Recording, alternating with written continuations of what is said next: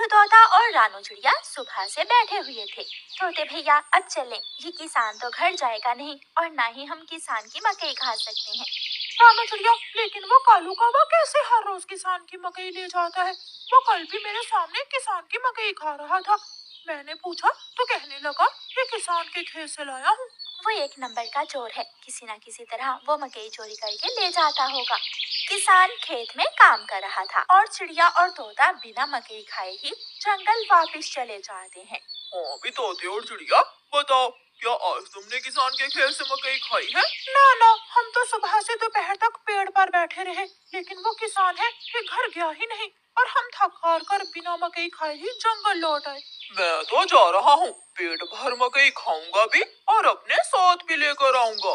कालू कौवा इंसानों की बस्ती की तरफ जाता है। कालू कौवा किसान के खेत में जाकर किसान से कहता है, किसान किसान, तुम्हें तुम्हारी पत्नी घर बुला रही है, तुम्हारे घर में मेहमान आए हैं। अच्छा, तो मैं जल्दी से घर जाता हूँ। कौवे, शुक्रिया जो तुमने मुझे बता दिया। किसान अपने घर चला जाता है और कौवा मजे मजे से किसान के खेत से मकई खाने लगता है। नहीं, मैंने तो आपको नहीं बुलाया। क्या मेहमान नहीं आए थे? तो फिर उस काले कौवे ने मुझसे झूठ क्यों बोला? कौवा झूठा है, मैंने तो उसे नहीं भेजा। कौवा पेट भरकर मकई खाता है और कुछ मकई अपने साथ लेकर वापस जंगल लौट जाता है। कौवे कौवे, एक मकई का भुट्टा मुझे भी दे दो। ना ना, मैं तो मकई का भुट्टा किसी को नहीं दूंगा, बहुत मुश्किल से लाया हूँ मैं। कौवा चिड़िया के सामने बैठकर मकई का भुट्टा खा रहा था और चिड़िया के मुंह में पानी आ रहा था।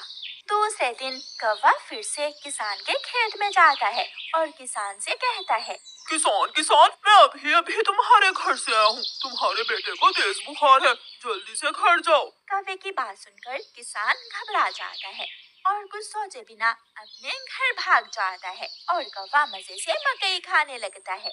कहाँ है मेरा मुन्ना? मुन्ना तो बाहर खेलने गया हुआ है।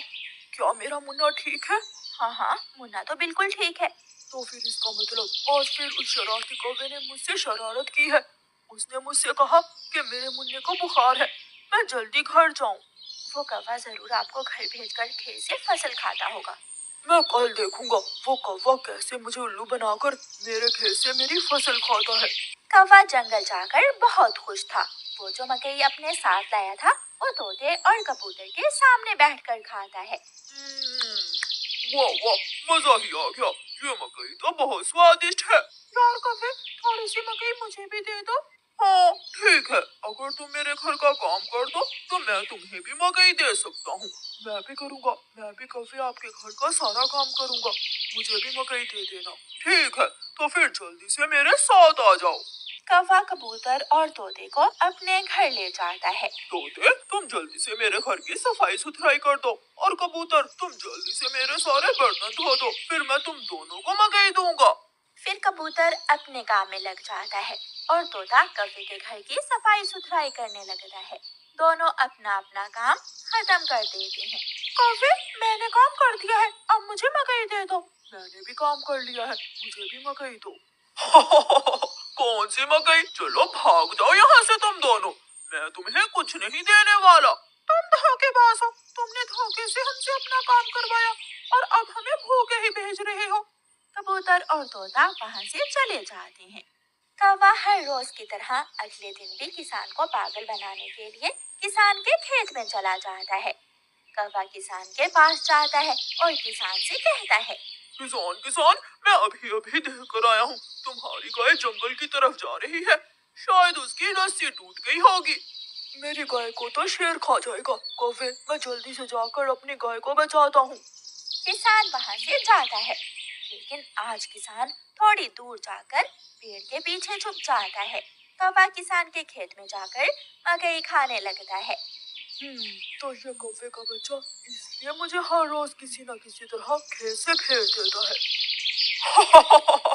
जब तक मेरे पास बड़ा दिमाग है, मुझे किसान की फसल खाने से कोई नहीं रोक सकता। किसान के पास बंदूक थी। किसान बंदूक चलाता है और गोली सीधी जाकर कौवे की टांग पर लगती है। कौवा बहुत मुश्किल से वहाँ से भागता है और किसी न किसी तरह अपने जंगल वापस पहुँच जाता है। वो अपने घर के बाहर आकर गिर जाता है।